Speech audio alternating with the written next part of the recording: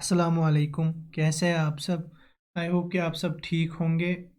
आज जो हमने वीडियो बनाई है, इस वीडियो में हम उन स्टूडेंट्स की बात करेंगे जिनकी ऑलरेडी जो है सिलेक्शन हो गई है पीएम ट्रिपल एस में, चाहे राउंड वन में हो गई हो या राउंड टू में हो गई हो, या अगर राउंड थ्री हुआ तो उसमें हो जाएगी। तो उन स्टूडेंट्स की सिर्फ हम बात करेंगे। इस वीडियो में हम बात करेंगे कि आपको जो पेमेंट स्टेटस है वो चेक कैसे करना है, कि आपके अकाउंट ये जो स्कॉलरशिप है वो अभी स्टार्ट प्रोसेस में हुई है कि अभी नहीं हुई है। और हम इस वीडियो में जो है बात करेंगे कि जो पेंडिंग एक्शंस है वो पेंडिंग एक्शन जो है वो कब कैसे जो है वो मतलब कि कंप्लीटेड एक्शंस में चेंज हो जाएंगे। उन अगर लास्ट डेट से पहले पहले वो नहीं हुई या लास्ट डेट के बाद हुई, उनमें कोई उससे जो है स्कॉलरशिप पे कोई इफ़ेक्ट मत पड़ेगा, वो सब हम वीडियो में जो है डिस्कस करेंगे। तो वीडियो जो है पूरी की पूरी देख लेना, और अगर आपको अच्छी लगी तो लाइक शेयर ज़रूर कीजिएगा, और अगर नए हैं हमारी चैनल पे तो चैनल को सब्सक्राइब ज़रूर कीजिएगा। तो चलिए स्टार्ट करते हैं। सबसे पहले हम बात करेंगे जो पेंडिंग एक्शंस है। पेंडिंग एक्शंस में आपको कोई भी जो है इशू नहीं आएगा, चाहे वेरिफिके वो जो पेंडिंग एक्शंस में जितने भी अभी पेंडिंग है वो आप उसमें आपको कोई भी टेंशन लेने की ज़रूरत नहीं है। वो सब जो है चाहे लास्ट डेट से पहले या लास्ट डेट के बाद जो है चेंज होंगी, उसमें कोई इशू नहीं है, क्योंकि आप तक जो है वो 30 से पहले था कि आप सबमिट कीजिएगा। उसके बाद जो है फिर बाकी सारी प्रोसेस जो है वो एआईएसटी खुद करता है। उसमें टाइम लगता है क्योंकि बहुत सारे स्टूडेंट्स होते हैं, सभी स्टूडेंट्स को एक एक करके उनको चेक करना होता है। तो उसके बाद फिर जो है वो फॉरवर्ड करते हैं और आपकी पेंडिंग एक्शंस जो है कंप्लीट एक्शंस में चेंज हो जाती है। तो इसमें कोई इशू नहीं है, वो धीरे धीरे हो जाएगा, चाहे आपने पहले जॉइनिंग रिपोर्ट अपलोड किया हो या उसके कम ही टाइम हुआ या बहुत टाइम हुआ हो, तो धीरे धीरे हो जाएंगे। उसमें कोई भी इशू नहीं है, ये आराम से हो जाएंगे। तो अब बात अगर हम करेंगे यहाँ पे, वो ये है कि जो ये पेंडिंग एक्शंस है, इसमें सिर्फ एक चीज़ जो बैंक वेरिफिकेशन होती है, बैंक वेरिफिकेशन का आपको ऐसे ही रहेगा। ये सिर्फ एएसटी देखता है कि आपका लिंक्ड है कि नहीं है, वो चेंज नहीं होगा। बैंक वेरिफिकेशन अगर आप मेरा भी देखोगे, ये मेरा है, ये अभी भी इसमें क्रॉस दिखा रहा है, तो ये कभी भी आपको चेंज कंप्लीट एक्शंस में नहीं दिखेगा, ये सिर्फ आपको पेंडिंग एक्शंस में दिखेगा। तो इसमें कोई इशू नहीं है, इसमें कोई घबराने की ज़रूरत नहीं है कि शायद हमें पेंडिंग में दिखा रहा है तो कोई इस पे इफ़ेक्ट मत पड़ेगा। तो कोई इफ़ेक्ट पड़ने वाला नहीं है, बाकी सारी की सारी एक्शन जो है वो कंप्लीटेड में चेंज हो जाएंगी धीरे धीरे।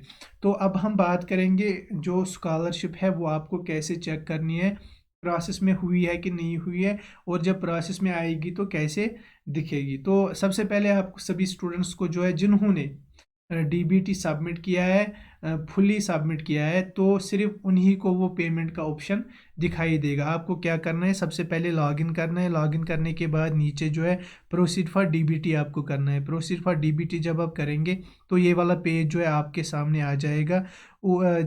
अगर आप लैपटॉप से कर रहे हैं तो सेम टू सेम ऐसे आएगा, अगर फ़ोन से कर रहे हैं तो आपको फ़ोन में जो है डेस्कटॉप मोड जो है वो ऑन कर लेना है, और फिर डीबीटी में ही आपको नोटिफिकेशन, ग्रीवियंस और यूज़र प्रोफाइल सब कुछ आ जाएगा। यूज़र प्रोफाइल, इस पे यहाँ पर क्लिक करके आपको यूज़र प्रोफाइल आ जाता है। तो इस पे जब आप मतलब कि पेमेंट डिटेल्स पे यहाँ पर सबमिटेड डीबीटी एप्लीकेशन होगा और पेमेंट डिटेल्स होगा, यहाँ पर डीबीटी एप्लीकेशन स्टेटस है और करंट सेमेस्टर है। तो ये सब ऑटो धीरे धीरे सब कुछ चेंज होते रहेंगे, वो मैं हम नेक्स्ट वीडियो में आपको बता देंगे, जब पेमेंट स्टार्ट हो जाएगी उस टाइम बता देंगे आपको। तो पेमेंट डिटेल्स पे जब आप क्लिक करेंगे, पेमेंट डिटेल्स पे क्लिक करने के बाद अभी आप सभी स्टूडेंट्स को जिन्होंने इस साल अप्लाई किया है उनको नो रिकॉर्ड्स फाउंड और नो रिकॉर्ड्स फाउंड दोनों में नो रिकॉर्ड्स फाउंड दिखा रहा है। तो जब सिर्फ जब कॉलेज का के लिए आपका फ़ी जो है वो प्रोसेस में होगा तो आपको इस तरीके का आ जाएगा। यहाँ पर अमाउंट होगा, यहाँ पर फर्स्ट ईयर होगा, ये ट्रांजेक्शन डेट और पेमेंट स्टेटस। ये तो पेमेंट स्टेटस में क्या होगा वो सब हम आपको उस टाइम बता देंगे जब स्टार्ट हो जाएगा। यहाँ पर एनेक्जर नंबर होगा, कॉलेज का अकाउंट नंबर, ये सब कॉलेज की डिटेल्स यहाँ पर होंगी। तो स्टार्टिंग में जब स्टार्ट हो जाएगा, प्रोसेस में हो जाएगा, सिर्फ यहाँ पर एकेडमिक फ़ी, ईयर का नाम, कौन सा ईयर है और पेमेंट स्टेटस, ये 3 ऑप्शंस मतलब होंगे। बाकी में सिर्फ खाली होगा, उनमें फिर धीरे धीरे जब पेमेंट आ जाएगी उस टाइम उनमें फिर ये फिल हो जाएंगे, जैसे ट्रांजेक्शन डेट और ये फाइनेंस रिमार्क्स, ये सब उसी में होगा। PFMS ट्रांजेक्शन वो सब। और PFMS पे कैसे पेमेंट चेक करनी है वो भी हम बता देंगे आपको। वो तब भी होगा जब आप स्टूडेंट को पेमेंट स्टार्ट आएगी। तो स्टूडेंट को जब होगी तो आपको यहाँ पर 10,000 लिखा होगा, फर्स्ट सेमेस्टर लिखा होगा, ट्रांजेक्शन ये same to same payment status लिखा होगा। और पेमेंट स्टेटस में कौन कौन से ऑप्शंस होते, मतलब कैसे कैसे पेमेंट स्टेटस में स्टेटस चेंज होता रहता है, वो सब भी हम आपको बताएंगे। पहले स्टेटस क्या आता है, दूसरा क्या, तीसरा क्या, कितने स्टेटस के बाद फिर पेमेंट आना स्टार्ट हो, पेमेंट जो है अकाउंट में आ जाती है। और PFMS की वेबसाइट जो है वहाँ से कैसे आपको चेक करना है कि पेमेंट हमारे अकाउंट में कितने दिनों तक आ जाएगी। PFMS पे जब आएगी तो वहाँ से फिर कितने टाइम के बाद आपके अकाउंट में आएगा, वो सब हम आपको अपने टाइम पे बता देंगे। तो इस तरीके से आपको पेमेंट चेक करना है। तो अभी तक जो है आपको नो रिकॉर्ड्स फाउंड दिखा रहा है दोनों में, अभी तक जो है प्रोसेस में नहीं हुआ है, क्योंकि अभी जो है अभी बहुत सारे स्टूडेंट्स के DBT जो है फिल नहीं हुई है। तो लास्ट डेट जब पूरा कंप्लीट PMSSS का प्रोसेस होगा तो उसके बाद आपके इंस्टीट्यूट के अकाउंट, ये जो यहाँ पर है उसमें प्रोसेस हो जाएगी PMSSS की स्कॉलरशिप। तो अब यहाँ पर बहुत सारे स्टूडेंट्स को डाउट होता है कि स्कॉलरशिप कितने टाइम में अकाउंट में आएगी। जो AICTE का रूल होता है वो रूल होता है कि 40 डेज में जो है स्कॉलरशिप आपके अकाउंट में आ जाएगी। मगर कभी जो है इसमें ज़्यादा टाइम भी लगता है और कभी कम टाइम भी लगता है। तो 40 डेज होता है इनका रूल। हमारे टाइम पे 40 डेज रूल होता था, 40 डेज में स्कॉलरशिप आती थी, मगर कभी कभी 21 डेज में भी स्कॉलरशिप आ जाती थी। तो अब ये तो सारा कुछ AICTE पे डिपेंड और सिचुएशन पे डिपेंड है, और इनके पास पैसे होंगे या नहीं होंगे, गवर्नमेंट से कब आएंगे पैसे, वो सारा कुछ उसी पे डिपेंड होता है। और इस पे भी कि स्टूडेंट ज्वाइनिंग रिपोर्ट DBT कब तक सबमिट करेगा, ये सब उसी पे डिपेंड होता है। तो यही सब था जो आपके साथ शेयर करना चाहता था मैं।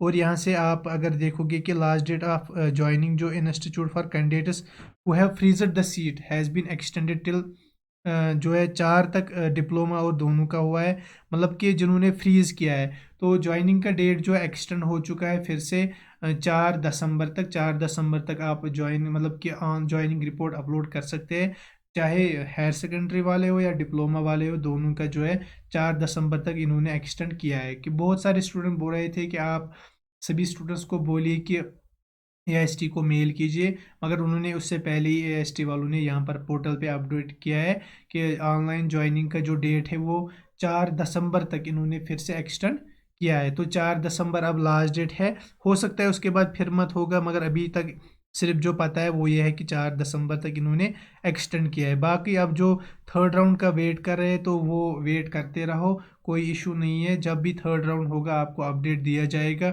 अभी तक इतना ही AICTE वालों ने बोला है कि अगर पहले उन्होंने बोला कि नहीं होगा, फिर बोला कि अगर सीट्स वैकेंट थी तभी होगा, अब मतलब कि कोई फुली कंफर्मेशन नहीं है। इसलिए बेस्ट ये है वेबसाइट चेक करते रहो, कोई अपडेट आएगा आपको बता दिया जाएगा। तो आई होप कि आप सभी को ये वीडियो अच्छी लगी होगी, तो लाइक शेयर ज़रूर कीजिएगा। अगर आप हमारे चैनल पे नए हैं तो चैनल को सब्सक्राइब ज़रूर कीजिएगा। मिलते हैं नेक्स्ट वीडियो में, तब तक के लिए थैंक यू सो मच।